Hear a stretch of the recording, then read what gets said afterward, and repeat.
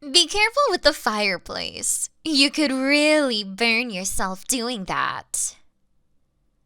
Oh, right. That doesn't matter for you, does it?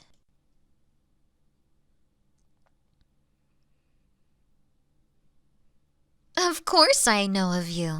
Everyone knows of you. You've been wanted by governments with both pure and maleficent intentions. There have been entire projects formed just to study you. Cults dedicated to you have risen and fallen without you even being aware of their existence. You are a wonder who has changed countless lives. A true hero.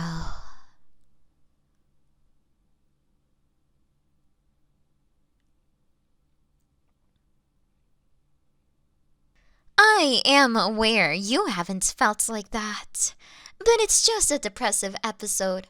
You'll beat it. You're strong that way. Help me to something? Here I am, a stranger who just broke into your cottage, and you're acting like you invited me. Nothing surprises you anymore, does it? Either someone comes in desperate for your help, or they try to be the one that puts you down for good. And you just follow along no matter what. I completely understand. When you have this much time, something has to pass it.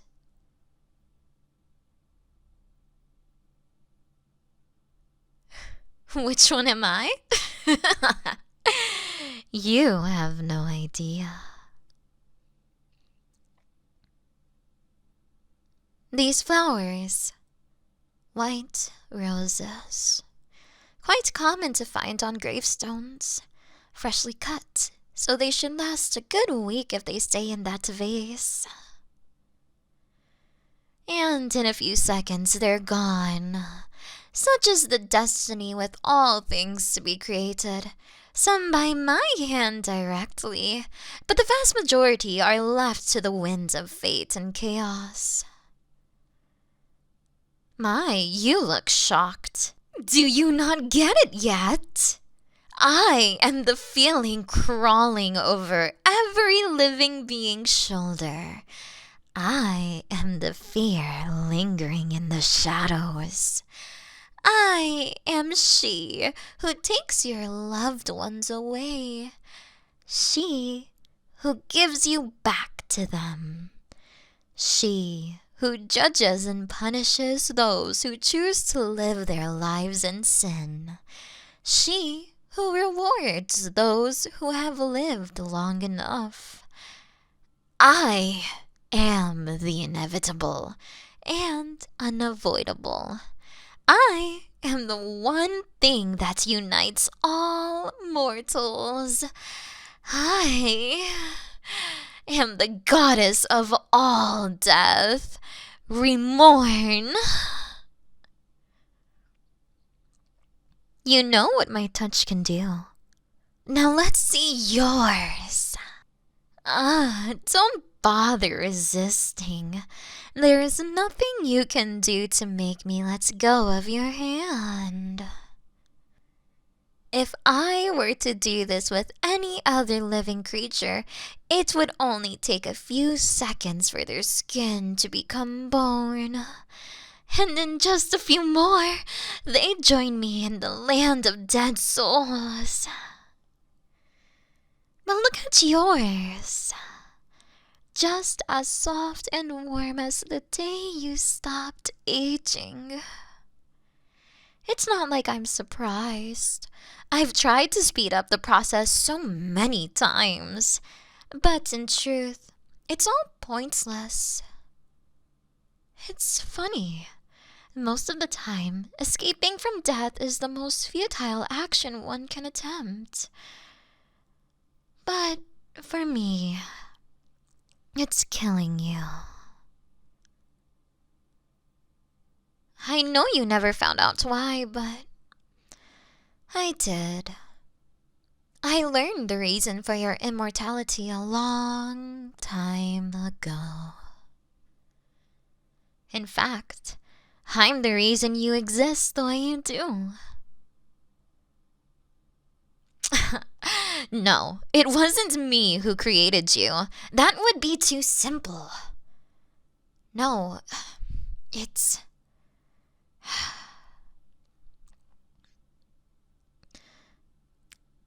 Centuries ago, Typhonus, god of all oceans, wished to court me.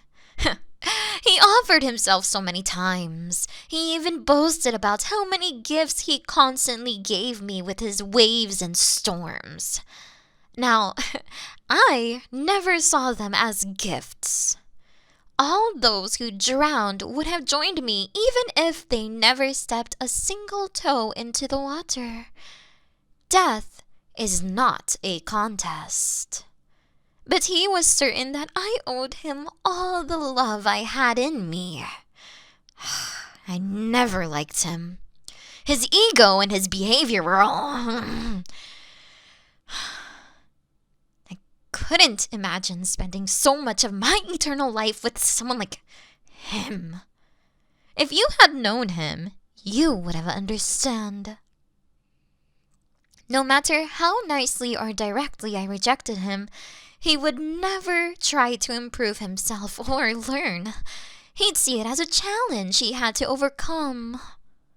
So, he did something drastic. Typhonus went to the goddess of all life and proposed an experiment. He wanted to know what would happen if she created a living being without the one thing that unites all living beings: my influence. She agreed, wanting to know how important death really was. He requested this new creation fit a certain description. The type of lover he knew I wanted to have. Everything I value in the life of a mortal. To this day, I don't know how they did it. I've asked, but she told me the method used could not be recreated or undone. And her eyes when she recalls it, I only see that look on regretful murderers. No matter how it was done, she and a few other deities managed to create it. A baby which could not die. And all they had to do was place it on the doorstep of an orphanage and let it grow up. Yes, that is how you came to be.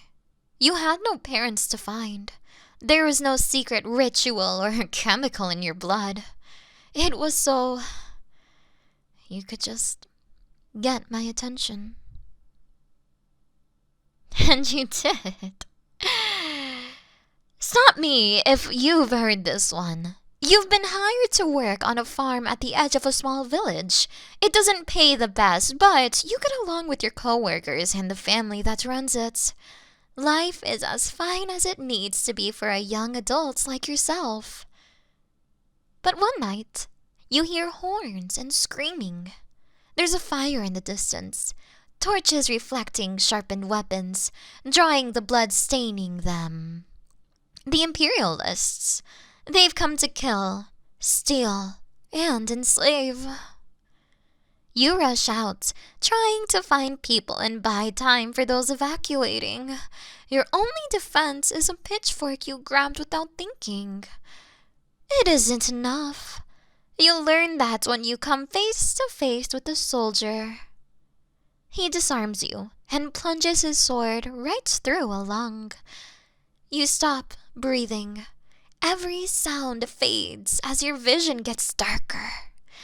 The last thing you taste is your own blood. And then, you die. Or at least, that's what should have happened. Instead, once he takes his sword back, you get up. The wound is gone. There isn't even a hole in your shirt. You're more confused than he is. So, he stabs you through the neck. This time, and watches closely as your eyes shut. He releases a sword and gets covered in your blood. Until the neck patches itself up and you start breathing again. He calls his buddy for backup.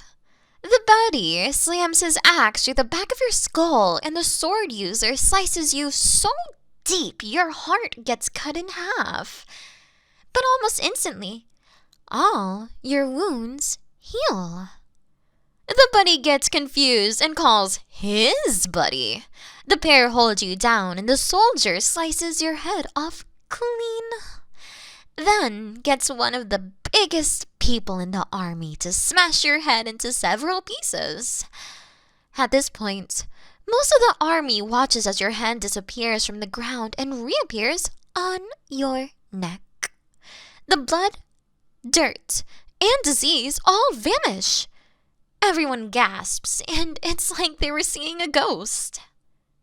They didn't know this at the time, but there were actual ghosts with them. The reapers who do my bidding follow these armies, trying to gather souls as the battles rage on. They were astonished, as were the souls they were collecting. It wasn't long before one rushed to my realm and told me of this. When I watched the battle, I saw every soldier gathering orderly and unorderly to rip you apart and do everything in their power to finish you. It was a massacre. Tell me, how does it feel to have over 100 brutes killing you all at once?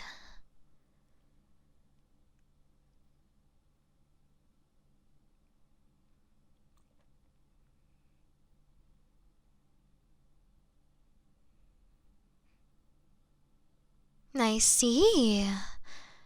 You just went blank. You assumed this was an eternal punishment for not following the correct religion and just accepted it.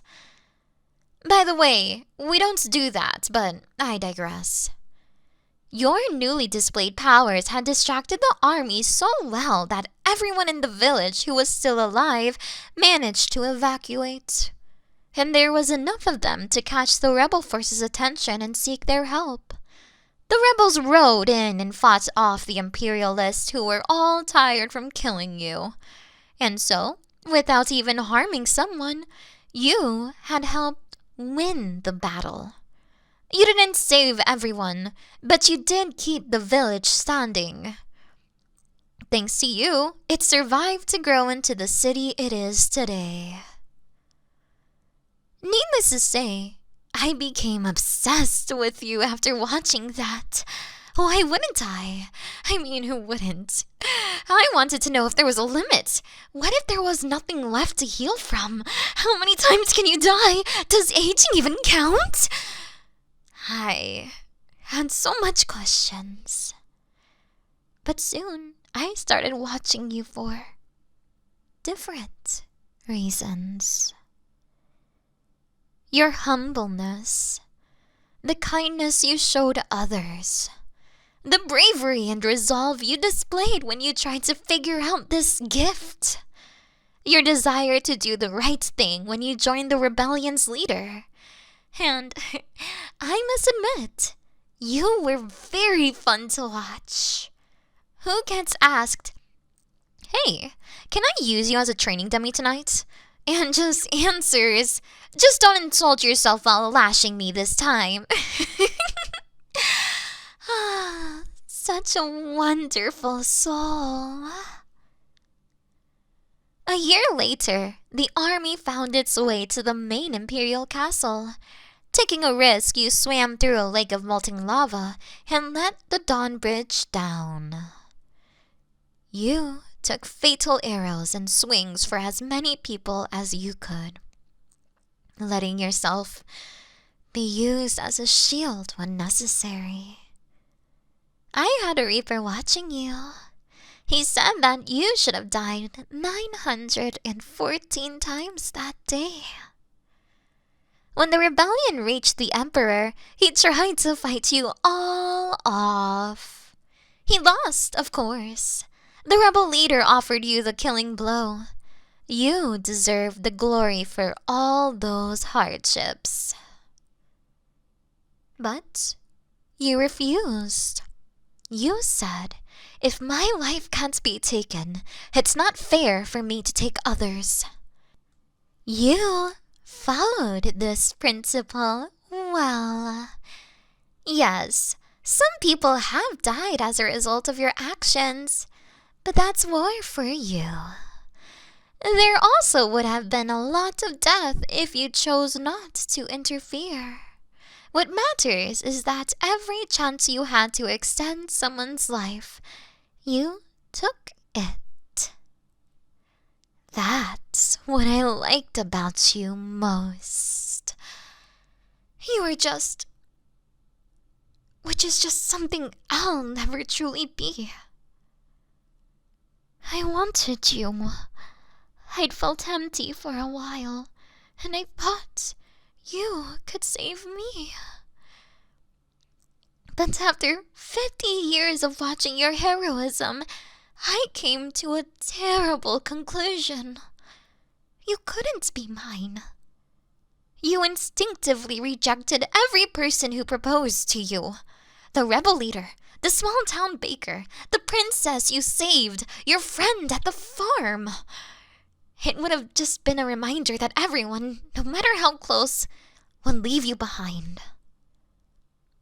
And me? I have duties. Any socialization or breaks are down in my realm, not here. No matter how much I wanted to, I couldn't just start a new life with you. It all broke me inside.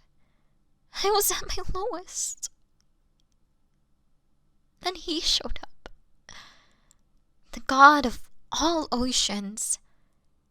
He comforted me as I cried. He put his hand on my shoulder and spoke, "The lover of your dreams is unobtainable. Direct your attention to those that need to be obtained." I'm ashamed to say it almost worked. But then the goddess who created you stepped in.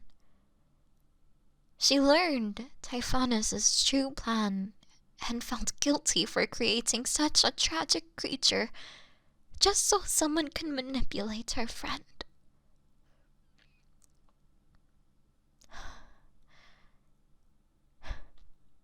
She told me everything. Typhonus didn't even deny it. To him, this was just a point that needed to be proven. The only way I'll ever find happiness is to dismiss my duties and dreams and submit to him instead.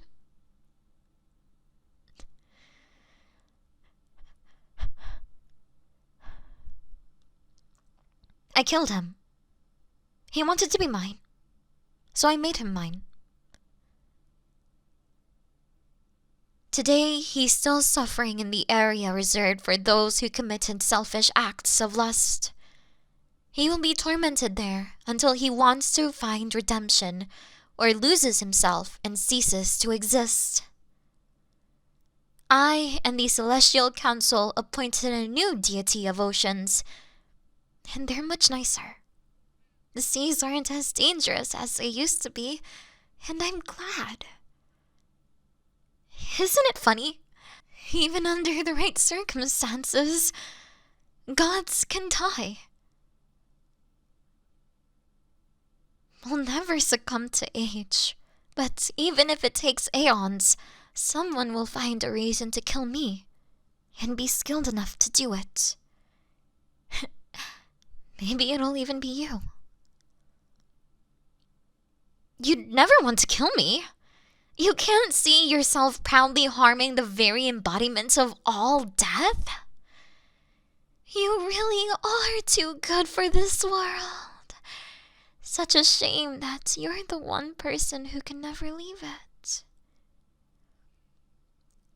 I've done everything. I can't appoint you to godhood, as that only implies to dead souls. I tried every method that could kill a god short of the apocalypse itself. Nothing worked! Do you know what it's like to be the goddess of all death? You get everyone. Major philosophers, political figures, scientists, storytellers, artists. Every dead soul who still has things they want to do or see or even say. And even if they do reach satisfaction, many of them still choose not to fade away into the eternal rest. If there's something I want to understand, I can just find the person who invented it or perfected it. I can ask anyone anything. I can watch trials of tyrants as they break at the stands upon learning their damnation. I can watch close families reunite with love and care. I have everything except you. I haven't felt this human in so long. When I learned that you truly can't join us, it all came back to me. That universal feeling of desire and weakness. That desperate clawing at something I can't have. You were like a golden apple, dangling just out of reach. Never to be picked. Until today. Don't bother resisting those chains. They're for my reapers when someone refuses to accept their death. The strongest humans have tried to break out and all have failed. For the longest time, only the deceased could enter my realm. But something changed. A pair of hikers found a passage not too far from here that I didn't even know about. I have full, absolute control of that dimension. And I was so miserable, I wasn't even paying attention to it. Anyways, one entered the passage and was terrified of what he had discovered. He caught my attention. The energy from the area, the souls, and the godly presence of my true form got to him. But I just thanked him and gave him an eternal reward because I finally found it. You are obtainable now. And you need to be obtained. I am going to drag you down to my domain by force. Either you're finally going to succumb to all the death around you and perish, or you'll be the only living thing in that realm. Don't worry. I'm sure you're used to sticking out. What's that look supposed to mean? Don't pretend you didn't want this. In your lifetime, the governments you've helped establish have collapsed and reformed. People you've watched the births of are on their deathbeds now, waiting to meet me. And you don't even have a gray hair. You've been everywhere, done everything, made and lost countless amounts of friends. So many are down there. Tobias, Shinjiro, Makoto, Liana, Master Varian, Dahila, Vanya, Spike, Evelyn.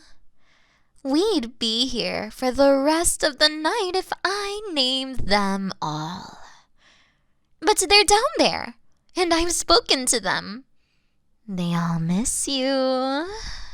In fact, some of them aren't going to feel complete and rest until they talk with you again.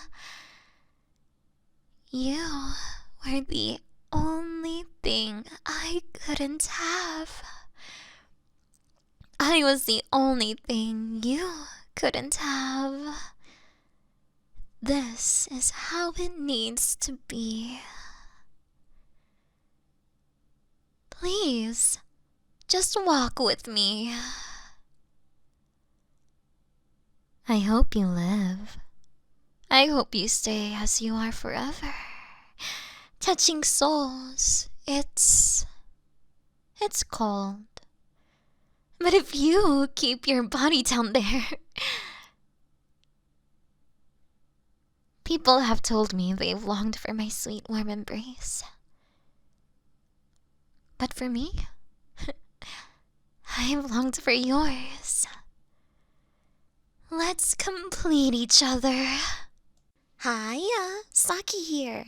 Thank you so much for watching my video. I hope that I was able to bring you some happiness, peace, and comfort. If you want to support me on Twitch, feel free to. I stream about every day. You can also subscribe to the YouTube channel. That would make me really happy. You can also find me on Patreon, Discord, or Twitter. Thank you so much for everything you guys do for me. I really, really appreciate it. Now, take care. Mwah.